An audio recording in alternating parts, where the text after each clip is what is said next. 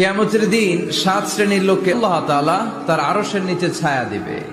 এর মধ্যে এক শ্রেণীর মানুষ হচ্ছে শাবুন নাশাআ ফি ইবাদাতিল্লাহ, ওই যুবক যারা ইবাদতে সময় কাটিয়েছে, যারা তাদের অবসর সময়টা হিন্দি সিনেমা দেখে নাই, জি বাংলা দেখে নাই, স্টার জলসা দেখে নাই, রূপবানে নাচে কোমর দুলায়া এগুলা দেখে নাই।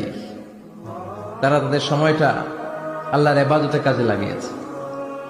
ওই যুবকদেরকে কিয়ামতের ময়দানে আরশের নিচে ছায়া দিবে কে? আল্লাহ। অনেক যুবক আসছে আজকে, আলহামদুলিল্লাহ।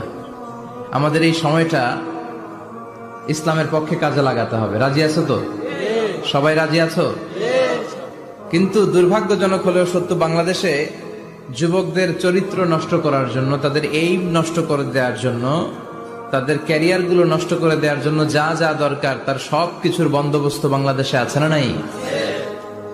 তাদের নৈতিক অবক্ষয়ের জন্য সবচেয়ে ভয়ঙ্করতম জিনিস হচ্ছে মাদক। বাংলাদেশে এটা নাই? হ্যাঁ আছে। এই মাদকের সাথে মুসলমানের কোনো সম্পর্ক থাকতে পারে? সিগারেটের সাথে মুসলমানের কোনো সম্পর্ক থাকতে পারে? সিগারেটের অভ্যাস আমাদের নাই তো? হ্যাঁ, এটা কিন্তু জাহান্নামের খাবার। খেয়াল রাখবেন, সুগন্ধি, সুগন্ধি, this is the sign of paradise.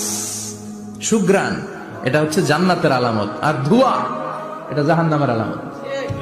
কথা কন, ধোঁয়া কিসের আলামত? আগুন জ্বালাইলে কি ওঠে? ধোঁয়া ওঠে। সিগারেট খেলে কি ওঠে? পৃথিবীতে এই একটা মাত্র খাবার আছে যেটা টয়লেটে বসে খাওয়া যায়। কথা বলেন, খাওয়া যায় না? টয়লেটে বসে খায়। আর পৃথিবীতে এই একটা মাত্র খাবার, পণ্য, যেই পণ্যের উপরে লেখা থাকে সংবিধিবদ্ধ সতর্কীকরণ, স্মোকিং কজেস ক্যান্সার, ধূমপান কর্কট রোগের কারণ, মানে ক্যান্সার রোগের কারণ।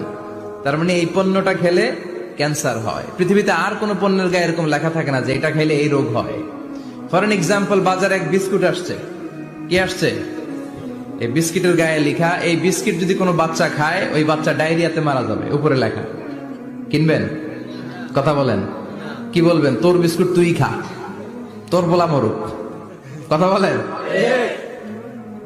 কিন্তু সিগারেট এমন একটা পণ্য যেটার গায়ে লেখা থাকে যে এটা খেলে মানুষ মরে, তারপরও মানুষ খায়। সিগারেট হয় টোবাকো প্ল্যান্টস থেকে, তামাক পাতা থেকে। কোত্থেকে?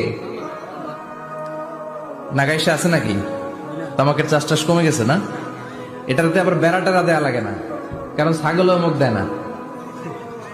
কথা বলেন। তো যেটাতে ছাগলও মুখ দেয় না, এটা কি মুমিন বান্দা